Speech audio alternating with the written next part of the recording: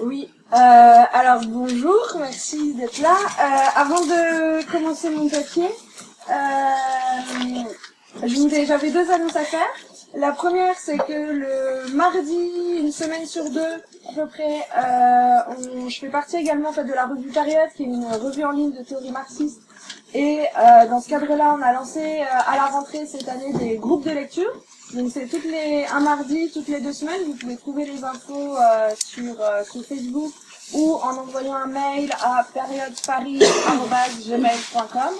Et donc pour l'instant, on a déjà discuté de plusieurs textes, un texte de Toscano sur un de nos amis du comité Annecy, par exemple, un texte de Johanna Brenner sur penser l'oppression des femmes. Et là, la prochaine séance, alors on a encore un petit doute sur la date, ce sera soit le 6 décembre, soit le 13 décembre, donc envoyez-nous un mail ou regardez sur Facebook pour être informé. Et puis après, ça reprendra évidemment à la rentrée à partir de janvier. On a bien un programme assez chargé.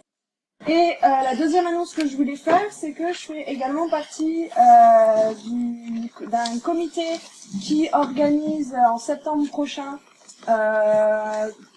avant de s'inscrire dans l'anniversaire, dans le centenaire de la Révolution russe, le colloque Penser l'émancipation. Donc c'est un colloque qui avait déjà eu lieu à Nanterre en 2014, à Lausanne en 2013. C'est un colloque qui se veut vraiment ouvert à toutes les tendances des pensées de l'émancipation, à la fois militants, universitaires, voilà. Et donc je vous engage à tous à envoyer des contributions. L'appel, c'est sur le site penserdel'émancipation.net. C'est un appel avec une liste de 70 ou 80 mots-clés des thématiques sur lesquelles on a envie d'entendre des choses, et c'est une liste évidemment pas exhaustive, et donc je vous invite vivement à nous proposer un papier. Vous avez jusqu'au 5 mars, si prend en avance, mais plus on aura de contribution, mieux ce sera. Et donc c'est penserdelémancipation.net. Alors, après ces deux annonces, donc, j'ai été invitée par le séminaire précédent, que je vous remercie, pour parler un peu féminisme, parce que je travaille là-dessus. Alors, comme je savais pas trop quel public ça allait être, si vous alliez être déjà engagé depuis longtemps dans le féminisme, au contraire pour découvrir, je vais faire quand même un peu une introduction qui rappelle les grandes tendances du mouvement féministe au niveau du mouvement militant, de terrain, des différents enjeux, des différentes questions qui se posent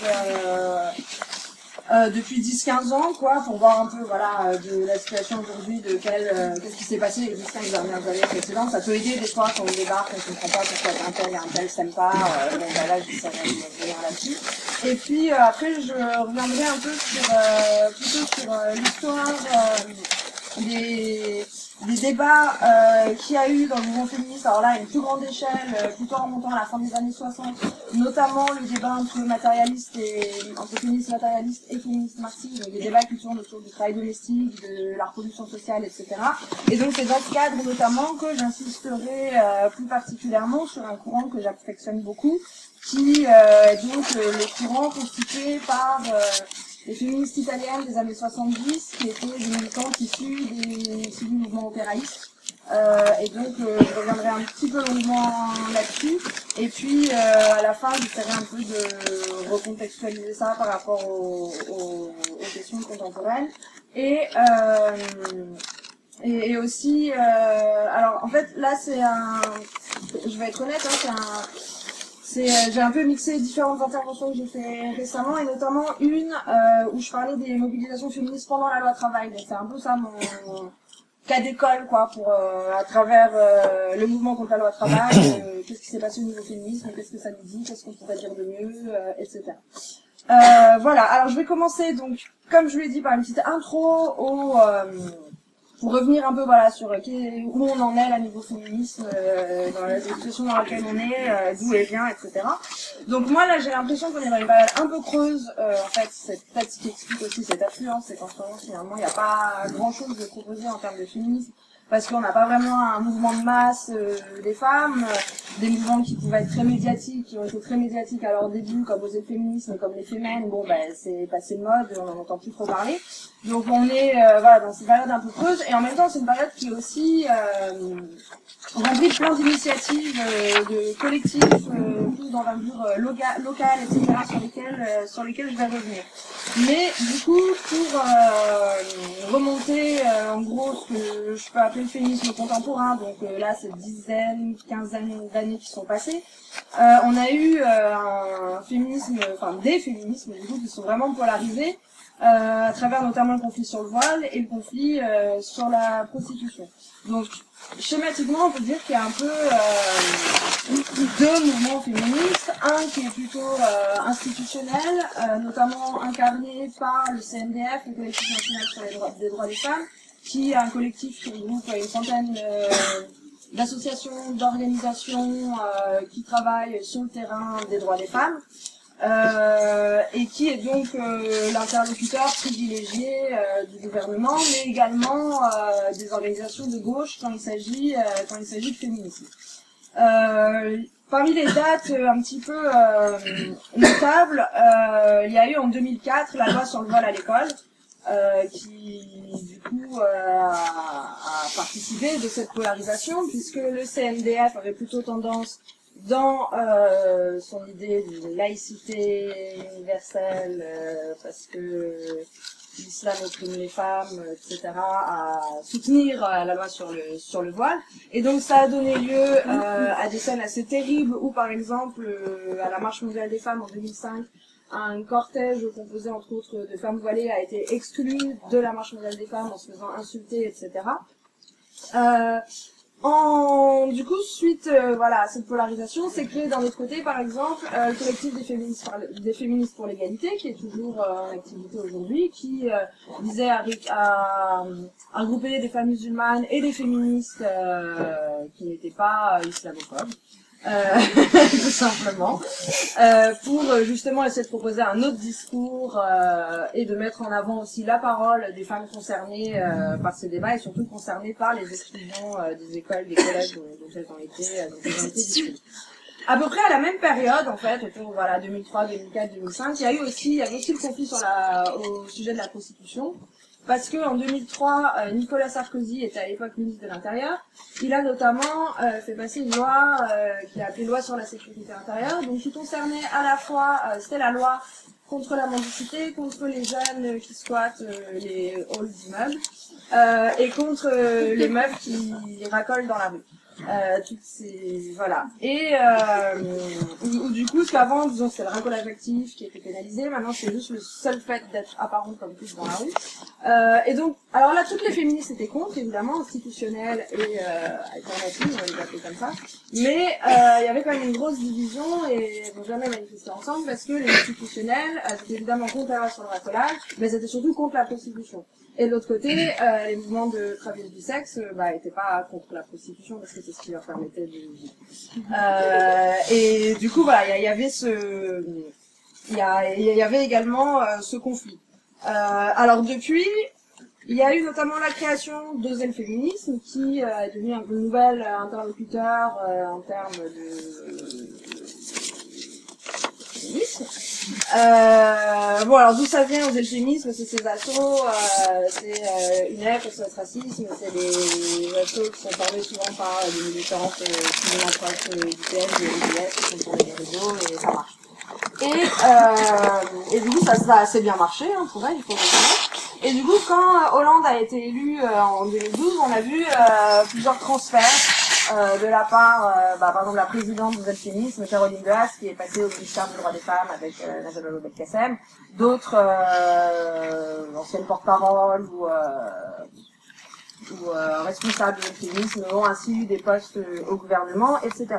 Mais OLF, évidemment, est toujours dans ce discours institutionnel et donc a également été actif du mauvais côté de la barricade sur les débats prostitution et voile. Et à partir de 2011, le conflit sur la prostitution a vraiment repris beaucoup de vigueur parce que c'est à ce moment-là qu'on a commencé à parler du projet de pénaliser les clients.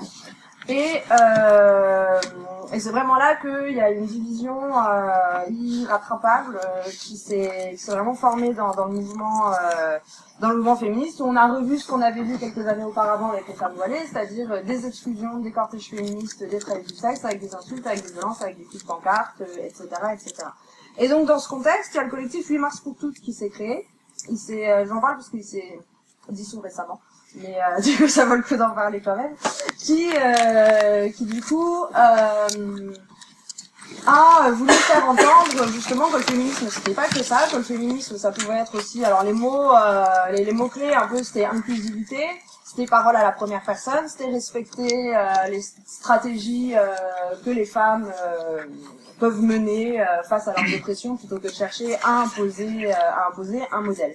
Et avec aussi un certain discours qui se voulait plus autonome vis-à-vis de l'État, plus en mettant plus en avant l'auto-organisation, l'autodéfense que l'attente que l'État fasse une loi qui nous protège via la justice et la police. En parallèle, il y a eu évidemment tout plein, je parle un peu plus de l'humain sous parce que j'étais dedans, quoi. Il y a eu également, notamment ces dernières années, depuis 2-3 ans, toute une mise en avant de voix féministes, notamment en ce qui concerne l'afroféminisme, le féminisme intersectionnel, donc autour par exemple de l'afroféminisme avec le collectif Moissy. On a aussi les voix qui sont exprimées par exemple de Sia Masbag et Fania Noël, notamment c'était avec le camp décolonial qui était une initiative décoloniale qui s'annonçait pas forcément féministe, mais de fait beaucoup de ces figures du black féminisme, enfin de l'afroféminisme et du féminisme intersectionnel s'y étaient retrouvés également. Il y a des collectifs comme Femmes en lutte 93 qui est également dans une démarche intersectionnelle. Donc ce qu'on appelle intersectionnel, c'est justement face à féminisme institutionnel qui est très les femmes et qui vont la finalité, on se rend compte que ce que défendent surtout les femmes blanches, les femmes de classe moyenne, etc. Les collectifs intersectionnels, alors bon, je vais pas refaire toute la généalogie du terme, mais bon, c'est un terme qui est issu du black féminisme aux États-Unis, qui a volonté de prendre en compte justement le fait que souvent les femmes elles sont pas que femmes, elles peuvent être femmes et noires, elles peuvent être femmes et pauvres, etc. Et du coup d'essayer de proposer une politique à partir de ces besoins particuliers, parce que toutes les femmes justement voilà ont pas les mêmes besoins en fonction de leur situation. Donc voilà, ça donne en fait voilà toute une constellation de voix féministes, antiracistes, etc. qui affirment que le féminisme donc, doit être réel, ne pas imposer ses modes de libération, et qui du coup a contesté ce féminisme institutionnel, notamment au nom d'une tendance qu'il pouvait avoir à des pratiques d'idéologie un peu néocoloniale dans l'idée de on va vous libérer, on va libérer les femmes arabes, on va vous civiliser, notamment de vos hommes très violents, etc. Alors, c'est du coup, voilà, il y a plein de choses très riches qui se sont passées ces dernières années, il y a eu plein d'initiatives très très chouettes, c'est donc d'une part toujours le féminisme institutionnel qui dialogue avec la gauche, avec tous les défauts qu'il a, c'est quand même une interlocuteur privilégié de la gauche, moi ça me pose problème. Et il y a que ce soit dans ce féminisme institutionnel ou dans celui qui s'est développé sur l'alternative, etc. Il n'y a pas vraiment de pensée féministe anticapitaliste. Alors je vais m'expliquer. Et notamment pour ça, je prends comme exemple la mobilisation sur la loi travail et les initiatives féministes qu'il y a pu avoir, et voilà. Alors sur féminisme et la mobilisation de loi travail, ce qu'on peut dire, c'est que, alors il y a une première chose un petit peu étonnante, c'est qu'il y a deux voix de femmes qu'on a pas mal entendues, c'est celle de Clémentine Autain qui était porte-parole d'Ensemble et qui du coup en tant que porte-parole d'une organisation de gauche était remontée contre la loi travail à juste titre, et Caroline Dehaas, dont j'ai parlé tout à l'heure, qui depuis a progressé, elle est partie du Parti socialiste parce qu'elle s'est rendue compte qu'elle n'était pas assez de gauche, et du coup elle a celle qui avait fait la pétition loi travail on n'en veut pas, pétition qui est un grand succès, et c'était plutôt chouette qu'elle ait fait ça d'ailleurs. Et donc ces deux femmes sont connues comme féministes, hein, sont des féministes reconnues, Clémentine Autain est reconnue comme féministe, Caroline Dehaze, voilà. Et du coup c'est assez étonnant parce que malgré toutes les... Elles ont du coup été beaucoup sollicitées par les médias pour parler de la loi travail, etc. Mais elles n'ont pas développé un discours qui articulait spécifiquement les conséquences sur les femmes ou la problématique de la loi travail en rapport avec le féminisme. Finalement, c'est un peu comme si pour se faire porte-parole de la gauche, elles ont dû supprimer ce qu'elles avaient de féministe et surtout pas trop le mettre en avant et pas insister là-dessus. Donc c'était décevant. Il y a eu d'autres initiatives, notamment un communiqué unitaire. Unitaire dans le sens où c'est un communiqué qui était à la fois signé par les syndicats, la CGT, etc. et par les associations féministes institutionnelles parce que c'est leur seul partenaire, tout ça, vous avez compris. Donc c'était un communiqué qui s'appelait Projet de loi travail, non à la double peine pour les femmes.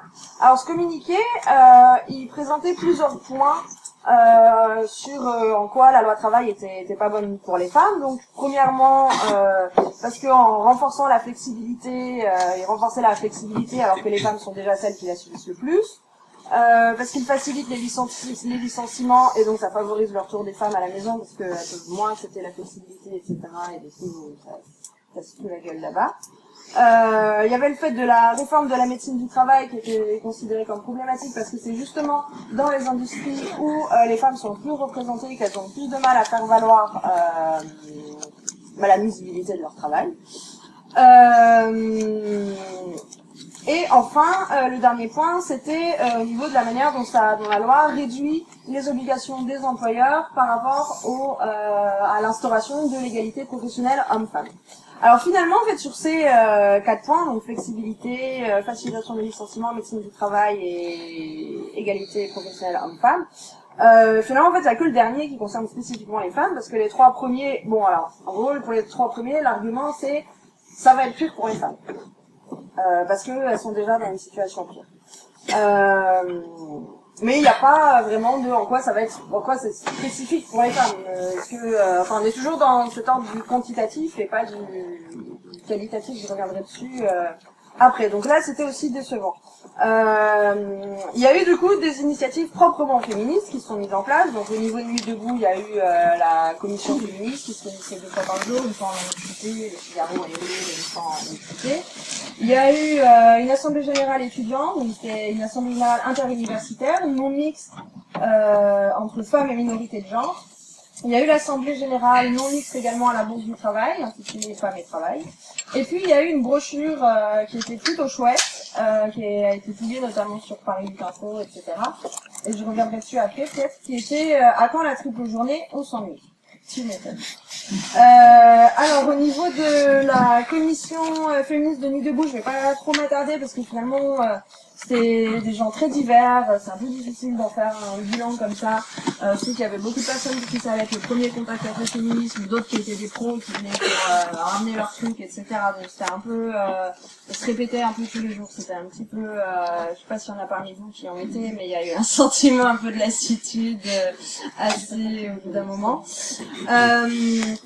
Au niveau de l'Assemblée étudiante, c'était Femmes et Travail, elles avaient des bases politiques plus affirmées.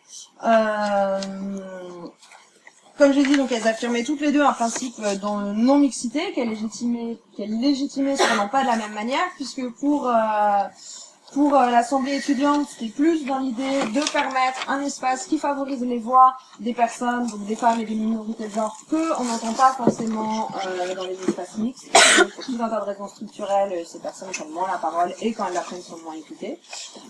Du côté de l'Assemblée de la Bourse du Travail, l'Assemblée Femmes et Travail, là, la non-mixité était plus présentée comme une nécessité de se retrouver entre personnes qui partagent le même rapport au travail.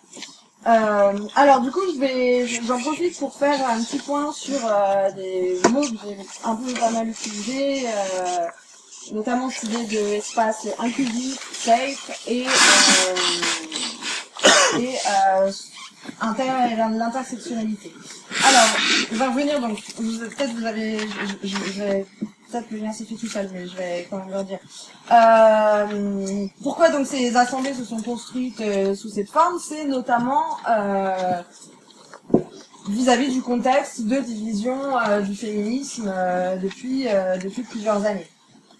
L'Assemblée générale étudiante, par exemple, quand elle s'affirme en tant qu'assemblée de femmes et minorités de genre, c'est évidemment parce que dans toute une partie du mouvement féministe constitutionnel, il y a une tendance à ne pas reconnaître les femmes trans comme vraiment des femmes.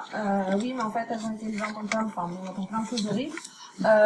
Et du coup, il y avait cette volonté d'affirmer que oui, mais femmes ou trans ou non binaires, etc. C'est pas des hommes cis par rapport au rapport structurel de sexisme. Et là, on en vient du coup à un autre, à ce point de débat entre un féminisme institutionnel qui donc s'inspire plutôt d'une approche du féminisme matérialiste radical qui conteste le patriarcat en tant que système universel d'oppression, et face à ça, les féministes inclusives qui se réfèrent principalement aux théories de l'intersectionnalité, dont j'ai parlé, donc dans l'idée de prendre en compte l'imbrication des différents rapports de domination. Alors, mis à part ça, il me semble, et on pourra en discuter, hein, mais parce que c'est le sentiment que j'ai, que finalement, entre ces deux tendances, les différences reposent peut-être moins sur un désaccord théorique concernant les dynamiques de l'oppression des femmes, leurs origines, etc., que sur une différence stratégique ou de pratique politique. Parce que finalement, ce que les courants intersectionnels vont reprocher aux féministes institutionnels, ça va être leur islamophobie, leur position sur le travail du sexe, leur rejet des femmes trans, finalement leur incapacité, leur échec, voire leur refus, souvent leur refus on peut le dire, à ne pas prendre en compte les différentes expériences de ce que peut signifier être une femme.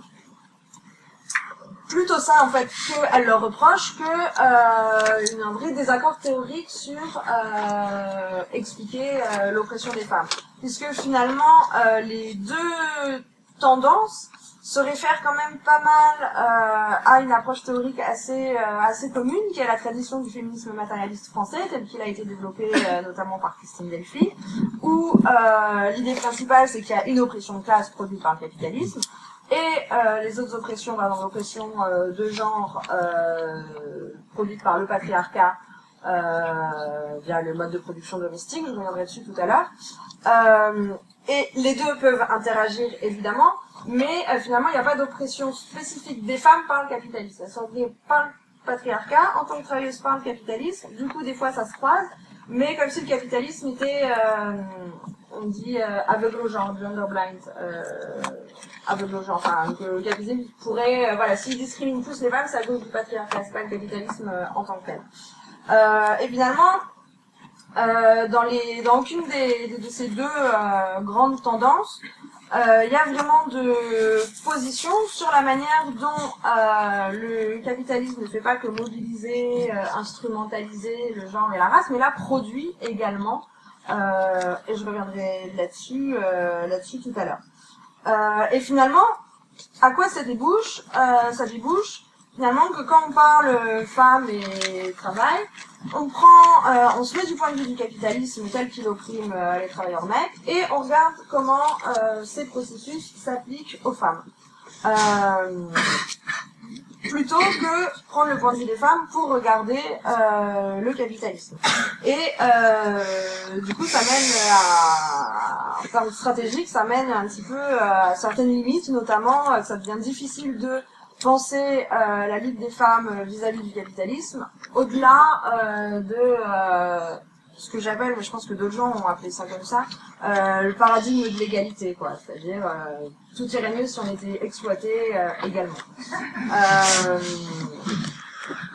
Alors, du coup, ça mène au débat théorique sur lesquels je voulais revenir, notamment voilà, entre l'approche matérialiste et l'approche marxiste. Donc, dès le 19e, il y a eu des réflexions sur les obligations familiales qui font que les femmes, du coup, travaillent moins, et du coup, elles sont plus opprimées, etc. Mais c'est surtout à partir des années 60 que les féministes ont vraiment développé des réflexions sur ces fameuses tâches familiales, et notamment les définir comme travail. Alors ce que ça signifiait ce travail, ça fait l'objet de bien des débats et ça continue depuis la fin des années 60. C'est ce qu'on a appelé le débat sur le travail domestique. Et donc il y a un peu deux grandes tendances qui vont se distinguer. Donc d'un côté la tendance féministe matérialiste, donc qui en France est notamment incarnée par Christine Delphi, qui fait de l'exploitation du travail domestique des femmes un mode de production à part entière, qui a pour résultat du coup d'opposer la classe des hommes à la classe des femmes. Et de l'autre côté, la tendance marxiste qui va relier les conditions de ce travail, et de son extorsion, à la logique de valorisation du capitalisme via l'extorsion de la plus-value, de reproduction de la force de travail. Je vais revenir dessus. Je reviens dessus maintenant d'ailleurs. Ça a commencé en fait en 70 avec un article de Margaret Benston pour une économie politique de la libération des femmes. Donc ça a été un des premiers articles qui mettait en avant justement la dimension économique du travail domestique. Et non pas, c'était pas juste des activités, des petites occupations comme ça. Non, c'était un vrai travail avec une valeur économique. Juste cette valeur n'était pas, cette absence de reconnaissance comme travail, était due au fait qu'il se situe hors de l'échange et du marché. Donc ça produit une valeur d'usage, mais comme ça n'atteint pas le marché, du coup on lui dénie son caractère de travail. Alors cet article évidemment c'est le point de départ de pas mal de débats sur les causes et les conséquences du non-paiement de ce travail. Et notamment Christine Delphi s'y est intéressée dans son article inaugural, l'ennemi principal, dans d'autres articles qu'elle a mis en recueil dans les livres du même titre, l'ennemi principal. Donc la thèse de Delphi, c'est que le travail domestique relève d'un mode de production spécifique, le mode de production patriarcal, ou domestique. Et alors que pour Benston, finalement, le travail domestique n'est pas payé car sa valeur n'est pas reconnue, ce pourquoi il échoue aux femmes, pour Delphi, c'est le contraire. C'est parce que ce travail est effectué dans la famille qu'il est gratuit. Plus exactement, il est approprié par un chef de famille pour qui les épouses travaillent gratuitement. Et donc, dans cette perspective, l'appropriation du travail des femmes dans le mariage est l'oppression partagée par toutes les femmes, ce qui en fait une classe des femmes face à la classe des hommes qui leur volent ce travail. Alors, cette approche a notamment été critiquée par un article qui a un peu fait date de Michel Barrett et Mary McIntosh, Christine Delphi, vers un féminisme matérialiste, point d'interrogation, qui remettait justement en cause cette universalisation de la condition des femmes qui sont volées le travail domestique. Notamment, ce qu'il disait, c'est que le mariage tel que le décrit Delphi est pas universel, mais il est au contraire plutôt très situé historiquement et géographiquement. Et notamment ces formes diffèrent aussi en fonction de la classe sociale des époux. Et pour elle, ce qui serait plus pertinent pour expliquer les discriminations dont vont souffrir les femmes et leur oppression, ce serait plutôt leur statut de potentielle mère. Alors ça, c'est une position qui a notamment été débattue ensuite par Johanna Brenner dans Repenser l'oppression des femmes, sur laquelle on avait fait une séance de période il n'y a pas longtemps si vous avez suivi, où la thèse de Brenner, c'est que c'est effectivement, alors faut la prendre, faut faire attention parce qu'on peut très vite partir dans des trucs très réactionnaires si on la comprend mal. C'est que le statut subordonné des femmes a un lien à avoir avec la grossesse, dans la mesure où, dans le cadre du système capitaliste, la grossesse peut effectivement être vue par les capitalistes comme une entrave à la productivité, et que pour que ce ne soit pas une entrave, il aurait fallu que la classe ouvrière puisse arracher des droits pour justement compenser cette exclusion des femmes. Et du coup, comme la classe ouvrière n'a jamais été vraiment super opposition de victoire. C'est ce système que Barrett appelle le système famille-ménage, dans lequel l'homme travaille et la femme reste à la maison, qui historiquement est sorti vainqueur. Et finalement, c'est fait toute une distinction entre le fait que c'est effectivement dans l'intérêt évidemment à court terme des hommes d'avoir la femme qui va se gratter sur la maison, mais c'est pas du tout dans leur intérêt à long terme, puisque ça favorise une baisse des salaires, une augmentation des profits pour les patrons, etc. Et donc ça pose effectivement la question de du coup pourquoi est-ce que ça se fait comme ça. Et donc, c'est là que les réponses, c'est parce que la classe ouvrière n'a pas réussi à arracher les concessions qu'il aurait fallu pour pouvoir organiser les choses autrement. Alors bon, ça c'est des débats sur lesquels on pourrait parler des heures, parce que c'est évidemment des questions qui sont pas prêtes d'être résolues. Hein. L'idée c'est juste de présenter un peu ce débat dans les termes dans lesquels il se pose en ce moment. Notamment parce que en ce qui donc j'ai dit que Delphi avait notamment insisté donc, sur la manière dont la femme par le mariage se fait exproprier le travail domestique qu'elle fait par son époux. Et donc autant quand notamment elle a beaucoup travaillé là-dessus sur les femmes d'agriculteurs, les femmes de travailleurs indépendants, etc. et la manière dont elle participe directement effectivement à la production de valeur dans ses foyers, mais que officiellement elles sont considérées comme femmes inactives et c'est juste le mari qui est considéré comme travailleur et qui lui a ce statut. Donc elle a pu insister comme ça sur la production de certaines marchandises dans le cadre du foyer. Pendant ce temps, d'autres féministes ont quant à elles tous insisté sur la marchandise spécifique qui est créée dans ce foyer par les femmes. Cette marchandise spécifique, c'est la force de travail. Puisque c'est en effet le travail domestique des femmes qui permet à cette force de travail d'être vendue quotidiennement sur le marché du travail. Et donc, si la famille est bien un lieu d'exploitation des femmes, c'est parce que la famille constitue en fait la partie cachée de l'usine. Alors, je vais venir, je vais venir maintenant parce que sinon ça va être trop long. Sur cette idée de la famille comme partie cachée de l'usine, c'est ce qui nous amène du coup à tout ce courant féministe dont je vous parlais plus tôt, avec des militantes issues du mouvement opéraïste. Alors l'opéraïsme, peut-être tout le monde n'a pas trop en tête, c'était fin des années 50, début des années 60, un mouvement de la gauche extra-parlementaire qui a proposé une certaine relecture du marxisme, une relecture qui reposait notamment sur le renversement de plusieurs paradigmes, mais du coup je vais y revenir à partir de ce qu'en ont fait les féministes justement. Donc comment elles ont, par rapport au renversement de paradigme opéré par les opéraïstes, elles l'ont repris à leur sauce dans le contexte du féminisme. Donc dans le marxisme classique, comme je disais tout à l'heure, la question des femmes était vue seulement comme une question d'oppression. En gros, les femmes sont dominées justement parce qu'elles sont pas assez exploitées par le capitalisme. Et leur libération impliquerait donc surtout, d'abord, avant tout, qu'elles rejoignent les rangs des ouvriers en obtenant un travail salarié pour rejoindre la vraie lutte, la seule et la vraie. Et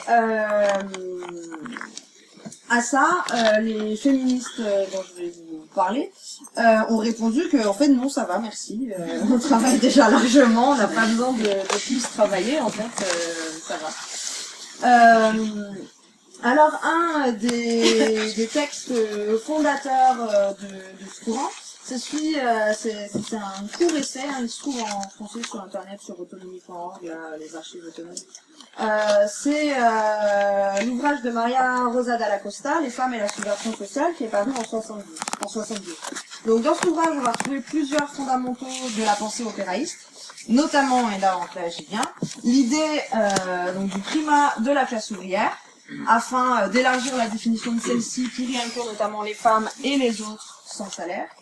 Et à travers cette définition, du coup, il s'agit aussi de transposer dans une perspective féministe les luttes qui ont été, les stratégies de lutte qui ont été mises en avant par l'opéraïsme, notamment le refus du travail, la question du salaire, afin de mobiliser tout ça dans le cadre d'une organisation qui permette l'émergence d'une nouvelle subjectivité révolutionnaire.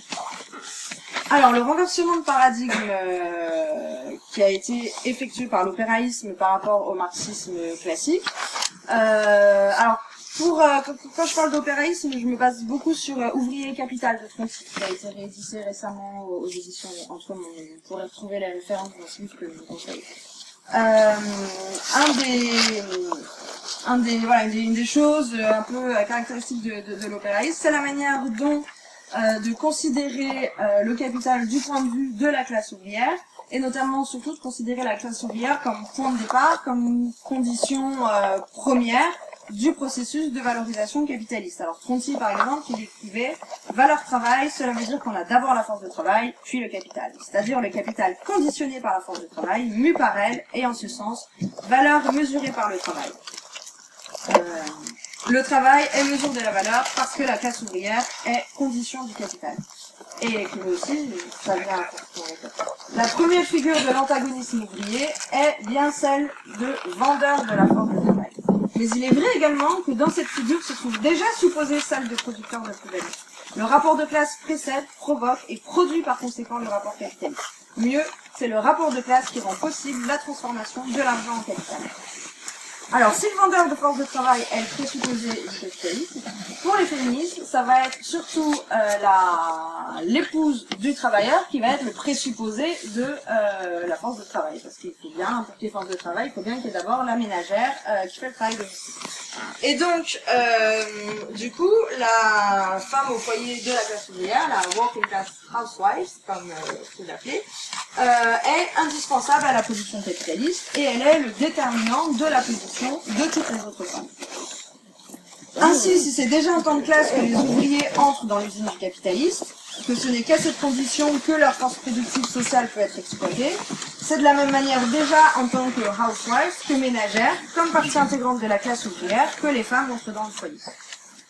Donc, on voit bien qu'il y a deux renversements de paradigme par rapport à l'approche marxiste classique. Le renversement opéré par l'opéraïsme, le renversement qui consiste déjà à considérer que les femmes, elles sont dominées pas à cause d'un capitalisme qui les aurait mal intégrées au marché, mais que c'est au contraire la division entre hommes et femmes qui est un préalable au développement du capitalisme. Et l'autre grande modification, c'est qu'elles ont du coup franchi un pas supplémentaire par rapport à la perspective qui a été développée par leurs camarades opéraïstes vis-à-vis de la production de plus-value. Puisque du coup, toute l'idée, c'est de considérer que parce que la force de travail est reproduite par le travail gratuit des femmes, comme le salaire est supposé payer non pas la valeur des biens produits, mais de quoi donner à l'ouvrier la possibilité de revenir le lendemain. Dans la mesure où le travail de reproduction est considéré comme gratuit, ça fait que le salaire est que les salaires sont plus bas et que le patron peut augmenter ses profits. Un autre aspect clé de la perspective opéraïste sur le rapport entre travail et capital, c'est l'idée du coup que donc il y a d'abord la classe ouvrière et ensuite le capital va s'organiser politiquement en réponse à l'organisation et à l'unité de la classe ouvrière. Donc là, Tronti il écrivait par exemple que l'histoire des tentatives successives de la classe capitaliste de s'affranchir des ouvriers à travers les diverses formes de domination politique du capital sur la classe ouvrière. Dans la société du capital, le pouvoir politique constitue vraiment une nécessité économique, celle de contraindre par la force la classe ouvrière à renoncer à son propre rôle social de classe dominante. Et à cette vision, par exemple, fait écho Silvia Federici dans Caliban et la sorcière, dans la manière dont elle nous raconte le passage du féodalisme au capitalisme, parce qu'elle parle pas de transition comme on parle souvent, mais justement elle va expliquer que le développement du capitalisme, c'était en réalité une réponse à des mouvements féodaux autour des communs, etc. Et que le capitalisme a constitué une contre-révolution sur les luttes au niveau des luttes féodales. Et c'est dans le cadre de cette contre-révolution qu'a été notamment instaurée la division entre hommes et femmes, entre reproduction et production, entre le foyer comme unité de production et le foyer comme unité de consommation, parce que la production est passée à l'usine et la classe ouvrière a été productarisée, etc. C'est également dans ce cadre, du coup, qu'ont eu lieu les chasses aux sorcières pour discipliner les femmes, puisque les sorcières qui étaient chassées, c'était qui? C'était les infirmières du peuple, les sages-femmes, beaucoup les femmes qui maîtrisaient les outils de procréation, d'avortement, d'infanticide également, et que au moment de cette contre-révolution, il y avait une crise démographique, ce qui en fait donnait beaucoup de pouvoir à la classe ouvrière, parce que comme il n'y avait pas beaucoup de travailleurs, et que le capitalisme avait besoin de beaucoup de travailleurs au moment de ce qu'on appelait l'accumulation primitive, etc. Ça donnait un certain pouvoir aux travailleurs. Et du coup, il fallait discipliner cette classe ouvrière, et notamment la discipliner via la discipline des femmes qui étaient celles qui faisaient les enfants, quoi. Et donc c'est à partir de ce moment-là que la contraception, l'avortement, etc. ont été très très très criminalisés, et la chasse aux sorcières, c'était pas que ça, mais c'était notamment ça. Après, évidemment, il faut pas, c'est pas que une histoire de femmes vs capital. Il y a aussi un moment les hommes qui sont là et qui font leur part du boulot, y compris au niveau de l'oppression des femmes.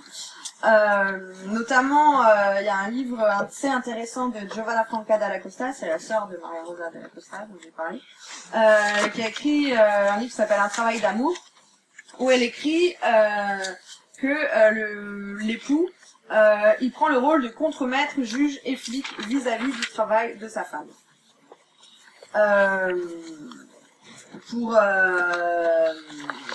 En fait, l'idée c'est aussi que l'État, le capital, s'appuie également par toute une idéologie de l'amour, de la violence, vous savez, les crimes passionnels, etc.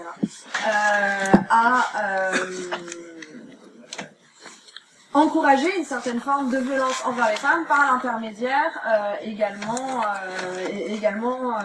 des hommes dans la population. Alors, ce qui était en jeu à travers tout ce travail, c'était une redéfinition des contours de la classe ouvrière, afin de dessiner une classe ouvrière qui aille au-delà de l'ouvrier salarié, pour y inclure notamment tous les sans-salaires dont l'exploitation participe aussi de la production de plus-value, puisque des ressources obtenues via la colonisation qui peuvent ensuite être vendues à des prix bas aux ménagères des métropoles. Au travail que ces ménagères font elles-mêmes, sans lequel son conjoint ne pourrait retourner vendre sa force de travail. La dévalorisation de la production permet, donc, comme je disais tout à l'heure, de maintenir les salaires plus faibles. Et du coup, c'est là qu'on arrive au concept d'usine sociale, c'est-à-dire l'idée de considérer ce qui se passe hors de l'usine comme étant également intégré au cycle de production capitaliste. Alors, ce qu'écrivait Tronti, par exemple, c'est que quand la production capitaliste s'est généralisée à la société tout entière, la production sociale est devenue tout entière production du capital. Le caractère social de la production a atteint un tel niveau que la société tout entière remplit le rôle de moment de la production. Et on peut citer également Alquati, quand il parlait de la ville de Turin, qui était un modèle justement de la ville-usine. Il écrivait: il n'y a pas de différence tranchée entre les installations industrielles où la plus-value est créée, les zones résidentielles où la force de travail se reproduit, et les centres où s'administre le mouvement du capital variable, des marchandises, des produits semi-finis, de la matière première et des matières auxiliaires. C'est donc justement à ce qui se passe dans ces zones résidentielles donc que les féministes vont s'intéresser. Du coup, en passant des rapports amoureux, sexualité, procréation, éducation, tous les aspects de la vie sociale vont être analysés au prisme de leur rapport avec la logique de valorisation capitaliste. Et en même temps, les lieux de travail salariés vont également être redécouverts afin d'y déceler toutes les parts du travail de production qui n'est pas pris en compte, notamment tout ce qui est travail de care, travail de soins, etc., qui c'est jamais écrit sur ton contrat que tu vas sourire, pourtant t'as intérêt à sourire. Et surtout, t'es jamais payé pour sourire, officiellement, alors que ça pourrait être une revendication légitime. Et du coup, donc tout ce qui est en jeu là, c'est évidemment la possibilité d'une recomposition de classe, comme l'avait fait l'opéraïsme autour de l'ouvrier masse, donc c'est l'ouvrier des grandes usines, Fiat, Italie, etc., une figure un peu de l'ouvrier type.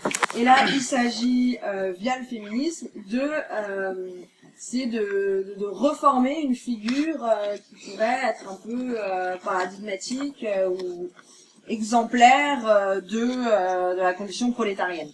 Une figure donc qui puisse à la fois englober mais dépasser l'ouvrier homme salarié. Et du coup dans ce cadre, par exemple, les luttes par exemple aux États-Unis, là où il y a eu des comités du salaire pour le travail ménager, elles ont commencé par s'inspirer des luttes des mères de famille, souvent pauvres et donc souvent noires, qui réclamaient des allocations. Et du coup, considérer que ces luttes, c'était aussi des luttes pour une forme de salaire, en fait. Pour dans cette idée de tout le monde la classe ouvrière. Une autre caractéristique un peu, autre point important dans le dialogue qu'on peut remonter entre l'opéraïsme et le féminisme qui en est issu, c'est toute la question du point de vue. Pour Tronti, la classe ouvrière devait voir l'état du point de vue de la société du point de vue de l'usine, et enfin l'usine du point de vue de l'ouvrier, en se fixant pour tâche de recomposer sans cesse la figure matérielle de l'ouvrier collectif contre le capital. Peut-être cette deuxième contestation n'est pas nécessaire. Voir l'état du point de vue de la société du point de vue de l'usine, et enfin l'usine du point de vue de l'ouvrier. Et c'est une tentative aussi, c'est aussi ce qu'ont proposé les féministes. Par exemple, si on prend cette introduction du texte de Salaire contre le travail ménager de Silvia Federici, elle écrit en introduction: ils disent que c'est de l'amour, nous disons que c'est du travail non payé. Ils appellent ça la frigidité, nous appelons ça l'absentéisme. Toute fausse couche est un accident de travail. Névrose, suicide, désexualisation, maladie professionnelle de la ménagère. Excuse-moi, tu peux donner des dates? Ça c'est 75. Et donc là, il s'agit, comme on le voit effectivement, de voir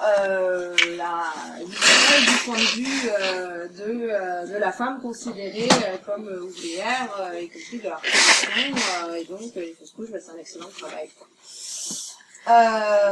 Du coup, la ménagère, la femme au foyer, comme l'ouvrier est donc au cœur du capital, et puisque leur travail, voire la totalité de leurs activités sont subsumées par le capital, il va donc s'agir, pour lutter contre le capital, de lutter d'abord contre soi-même et de mettre en mouvement le travail contre le travail. Alors, l'opéraïsme, les opéraïstes, ils avaient notamment mis en avant une méthode qui était l'enquête ouvrière. C'est-à-dire aller vraiment voir dans les usines comment ça se passe, ce qui se passe, etc., pour ensuite être en mesure de mieux connaître les outils pour mobiliser dans la lutte. Ces enquêtes, elles ont notamment permis d'identifier qu'au-delà des luttes organisées, syndiqués, bon, alors, le rapport avec les syndicats est évidemment particulier, hein, j'ai pas le temps là de revenir dessus, mais bon, au-delà des luttes organisées, il y avait tout un ensemble de pratiques spontanées qui n'étaient pas forcément conscientisées, notamment des formes de sabotage et une forme de passivité à l'égard de son travail. Alors, alors cette passivité, ça peut être aussi un frein du coup à l'organisation de la lutte, c'est un peu embêtant, mais ça reste quelque chose à investir. Elle constitue même, selon Tronti, une forme très haute de lutte ouvrière, puisqu'elle démontre un refus de collaborer. Après, évidemment, pour que ce refus débouche sur une activité révolutionnaire, il faut dépasser cette passivité. Et donc, pour cela, la classe ouvrière, je cite, cette citation est belle, la classe ouvrière doit se reconnaître comme puissance politique et se nier comme force productive. Du coup, il convient d'organiser cette pratique par un refus organisé du travail, par la grève. Alors, ce refus du travail au niveau des féministes, il a pu être identifié, par exemple, par Maria Rosa Dalla Costa, dans la baisse significative du taux de natalité dans l'après-guerre, qui a du coup été interprété comme un refus du travail de procréation. Et elle écrit « Les femmes ont accru leur capacité à rejeter le contrôle de l'État sur la procréation. Dès lors, la famille, lieu central du travail non payé et de la dépendance personnelle, s'est révélée comme le terrain premier sur lequel les femmes ont réussi à résister et à s'organiser à un niveau de masse. » Pour un autre comité féministe, c'était le comité de Padoue, ce refus du travail des femmes s'est également manifesté quand on prend en compte l'augmentation du nombre de divorces et de familles monoparentales, mais il est également perceptible dans certaines contre-cultures, notamment par exemple le mouvement lesbien, qui peut être également interprété comme un refus du travail domestique pour les mecs. Alors que le refus du travail était un moyen aussi, selon Tronti, et tous ces sabotages, cette passivité, c'était du coup aussi une forme de combat contre la rationalité capitaliste. Et donc il s'agissait d'investir ces formes spontanées de sabotage, de passivité, etc., afin d'organiser, face à la rationalité capitaliste, l'irrationalité croissante des ouvriers organisés. Alors, là, au niveau féministe, ce que ça donne, par exemple, c'est quand le groupe Lotta Feminista de Padoue, il y avait plusieurs comités, elles ont mis en avant non pas un refus radical de la procréation, mais plutôt une séparation de cette reproduction du plan rationnel qui lui est imposé par le capitalisme. On est en 71, il y a tous les débats sur l'avortement, et du coup elles vont défendre un avortement libre, mais avec aussi le pouvoir de ne pas avorter, parce que évidemment bien souvent les femmes avortent moins par choix que parce qu'elles n'ont pas les moyens financiers d'assumer un enfant, et l'avortement est toujours proposé un petit peu plus dans les familles populaires que dans les classes riches, parce que les pauvres ont un peu peur de ce qu'ils font de leurs enfants. Et du coup, elle dénonçait aussi le contrôle du capital qui cherche à imposer aux femmes des rythmes de procréation, parce que les campagnes pour l'avortement et au contraire pour la natalité, ça suit évidemment des impératifs politiques, économiques, démographiques, etc. Et du coup, elles écrivaient une citation qui est assez chouette aussi. Je suis désolée, il y a pas mal de citations, mais elles sont vraiment chouettes. Donc celle-là, c'est une certaine littérature a commencé à circuler, invitant les mères, et en particulier les mères en Europe, à une responsabilité sociale dans la planification de la production des enfants. Nous répondons tout de suite à cela que le type de responsabilité sociale que nous entendons n'est pas du tout celui qui consiste à ajuster le tir sur le niveau salarial, mais celui qui détruit tout niveau salarial, tout mécanisme salarial, pour vraiment que nous puissions toutes faire tous les enfants que nous voulons, et seulement les fois où nous le voulons, faire l'amour toutes les fois qu'on veut, faire des enfants toutes les fois qu'on veut, dans une ambiance confortable, chaude et belle. Alors, et là on est vraiment dans l'opposition à la rationalité capitaliste, pour le coup. Et donc ça nous amène aussi à ce que je disais plus haut, c'est que si la classe ouvrière, en tant que partie intégrante du capital, doit lutter avant tout contre elle-même, il s'agit aussi pour cette partie de la classe ouvrière que ce sont les femmes, du coup de refuser le rôle féminin que le capital a créé pour elle. Et donc pour ça, il va y avoir un besoin de mettre en avant une nouvelle subjectivité. De même que l'opéralisme visait à séparer l'ouvrier de son travail, il va s'agir de séparer la vie sociale et sexuelle des femmes des logiques de valorisation capitaliste. Alors, attendez, je commence à être long, je passe.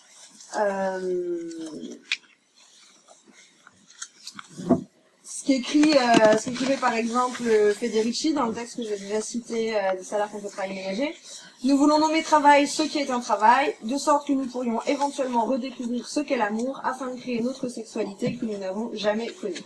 Cette redécouverte signifie donc, en fait, en termes frontiens, d'opposer à la valorisation capitaliste l'auto-valorisation prolétarienne, à la valeur d'échange, la valeur d'usage et surtout la libération des besoins nouveaux. Les exemples de cette nouvelle subjectivité, ça a pu être aussi, alors là on était dans un mouvement qui n'était pas le même de celui dont j'ai parlé tout à l'heure, qui était des féministes plus autonomes, plus dans un certain féminisme de la différence, où l'idée c'était justement de mettre en avant une certaine singularité féminine, alors pas forcément vue comme quelque chose d'essentialiste, mais du fait de l'organisation sexiste de la société, les femmes ont des particularités et plutôt de le mettre en avant en tant que tel plutôt que d'essayer de ressembler aux hommes. Et du coup, il y a eu plein de développements de groupes d'autoconscience, ce qu'on appellerait sûrement aujourd'hui groupes de parole,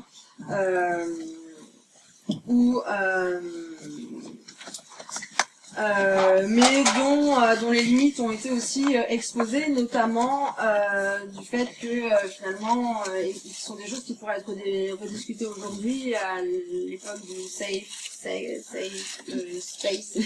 et faut faire des espaces safe, on ne sait pas et tout.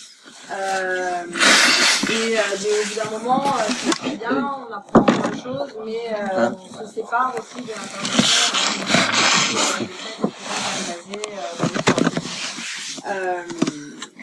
Je vais passer parce que je parle vraiment beaucoup. Je vais en venir du coup quand même à la fin. Là, j'ai fini un peu sur les féministes italiennes, on pourra en reparler. Et notamment à partir du coup un peu de ce type de perspectives que je vous ai présentées là. Et de la critique que j'avais fait au début de la manière dont la loi travail a été mal analysée par rapport à ses effets sur les femmes, ce qui aurait pu par exemple être développé, et ce qui pourrait sûrement l'être encore. Par exemple, toute cette idée de la flexibilité, les femmes la subissent déjà plus. En réalité, c'est pas seulement que les femmes subissent plus la flexibilité, c'est que cette flexibilité est en tant que telle une caractéristique du rapport des femmes au travail. Ce qui se passe avec le développement de ces normes de flexibilité, c'est l'expansion à la classe ouvrière dans son intégralité d'une manière traditionnellement féminine d'être exploitée. C'est une perspective qu'on retrouvait notamment dans la brochure que j'ai mentionnée, là, quand la triple journée on s'ennuie, qui disait on veut généraliser à la société entière la précarisation que subissent déjà les femmes. Alors ça, je t'en avance sur la manifestation. Si, parce que il y a une féministe plutôt issue du marxisme qui maintenant est plus dans l'écoféminisme, Maria Mice, qui a forgé notamment ce terme, alors je sais pas comment le traduire en français, housewifeisation, le devenir femme au foyer, le devenir processus par lequel les méthodes d'exploitation des femmes s'étendent en fait. Par exemple, dès 86, c'est intéressant parce que dès 86, elle disait que dans le futur, les femmes qui ont été poussées hors de la sphère productive dans les usines et les bureaux se retrouveront devant l'ordinateur à la maison, en 86, où elles seront engagées dans du travail digital à domicile, selon les lignes traditionnelles de la mise hors du système, pour les mêmes entreprises ou d'autres qui les ont renvoyées. Dès lors, de plus en plus du travail salarié libre sera transformé en travail housewifisé, non libre, et le consommateur libre de plus en plus poussé dans une structure coercitive qui fait non seulement acheter des marchandises, mais aussi faire plus de travail de consommation qu'avant s'il veut survivre. Alors, justement, il y a tous des travaux en ce moment, et moi je vois un peu la continuité du débat sur le travail domestique, c'est ce qu'il y a aujourd'hui les débats sur le travail digital. Et notamment il y a un ouvrage récemment de Christiane Fuchs qui est sorti et qui justement s'intéresse à la manière dont dans le secteur du digital on a ces procédés de housewifisation.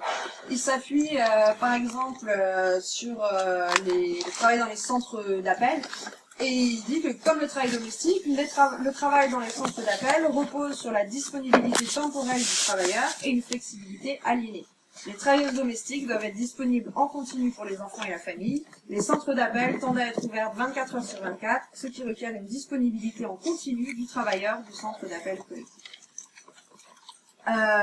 Du coup, là, ce qu'on voit, c'est bien qu'au-delà de la perspective classique qui dénonçait ce recours à la flexibilité comme problématique, parce que les femmes font déjà beaucoup de travail domestique, etc. Finalement, en fait, c'est encore pire que ça, parce que ce que la loi travail par le renforcement de la flexibilité, de recours à la flexibilité fait, c'est justement d'étendre ce processus de travail domestique utilisation. Et donc finalement l'enjeu c'est peut-être moins la manière dont les femmes qui peuvent s'adapter à ces nouvelles flexibilités vont être envoyées à la maison, parce qu'en fait même si elles travaillent hors de la maison, elles travaillera dans les mêmes conditions qu'à la maison. C'est peut-être moins une question de partage des tâches domestiques que une question concernant plus globalement la tendance à l'expansion des méthodes d'exploitation, méthodes qui concernaient principalement jusqu'ici les femmes au foyer, et leur extension à l'ensemble du prolétariat, et surtout la question du coup de la dévaluation conséquente de ce travail housewifisé, plus qu'une question de simple partage plus égalitaire. Une question que voilà que la seule solution du partage égalitaire ne peut pas résoudre, parce qu'on va juste se partager de plus en plus de trucs qui valent de moins en moins et on va pas être mieux. Autre chose du coup qui aurait pu être soulignée, par rapport à un point qui a été très souligné dans le mouvement par les syndicats, c'est cette histoire d'inversion de la hiérarchie des normes. Ce qui signifiait dans le contexte de la loi travail, la manière dont les accords d'entreprise vont désormais primer sur les termes existants du code du travail ou des conventions collectives, pour résumer. Il y avait également cette mise en place du compte personnel d'activité basé sur les droits capitalisés par les travailleurs au niveau individuel, et de sorte que les droits ne sont plus rattachés aux travailleurs collectifs mais aux travailleurs en tant qu'individus. Et ces deux points, la version de la hiérarchie des normes ou le compte personnel d'activité, ils ont en commun qu'on tend avec ces développements vers une individualisation des droits, dont on peut dire également qu'elle participe à une féminisation des conditions de travail en tant que privatisation qu'individualisation de ce qui devrait résulter de négociations collectives. Et donc, ce qui se passe, c'est une individualisation des rapports de force aux dépens de leur collectivisation. Et donc, c'est un enjeu qui, là aussi, devrait particulièrement parler aux femmes, puisque là aussi, c'est une particularité du travail domestique d'être, quand il l'est, négocié au sein de rapports individuels, au niveau de l'espace du foyer, plutôt qu'une négociation publique et collective en conséquence de sa privatisation. Alors, la relation que la loi travail et les questions féministes est donc comme je l'ai dit, c'est pas une question qu'à poser en termes de quantitatif, à quel point ce sera pire pour les femmes, mais plutôt à poser en termes qualitatifs, quelle transformation substantielle de nos conditions de travail est en jeu. Et parce qu'elle applique l'extension de la flexibilité et l'individualisation, la loi travail contient en effet des enjeux majeurs pour les femmes, pas seulement parce qu'elle leur sera plus visible, mais parce que les processus principaux sur lesquels elles se fondent impliquent une généralisation d'une condition féminine de travail. Et je vais finir là-dessus, entre autres choses qui auraient pu être fait mais qui n'a pas été fait pendant ce moment, et c'est bien dommage, c'est la question de l'investissement féministe dans la question des violences policières.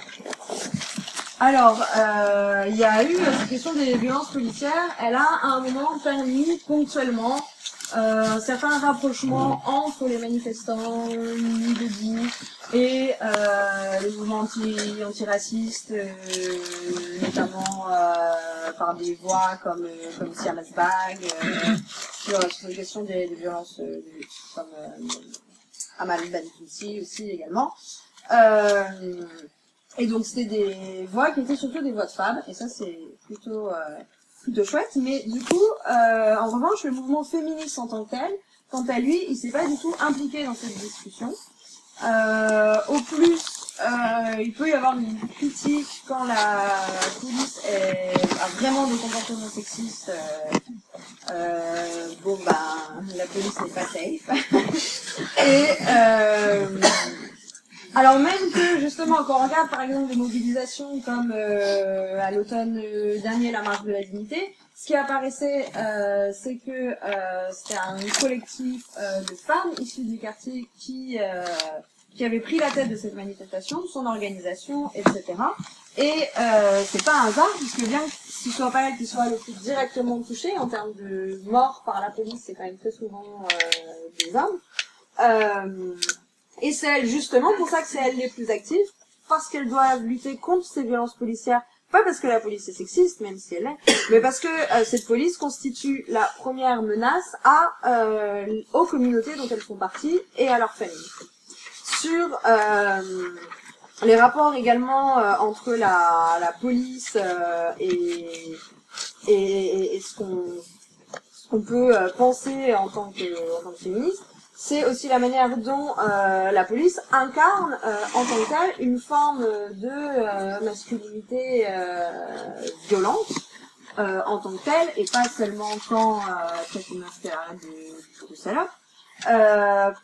Dans La domination policière, Mathieu Rigouste écrivait « La correspondance entre la figure de la cité et celle de la femme insoumise dans l'idéologie dominante est frappante.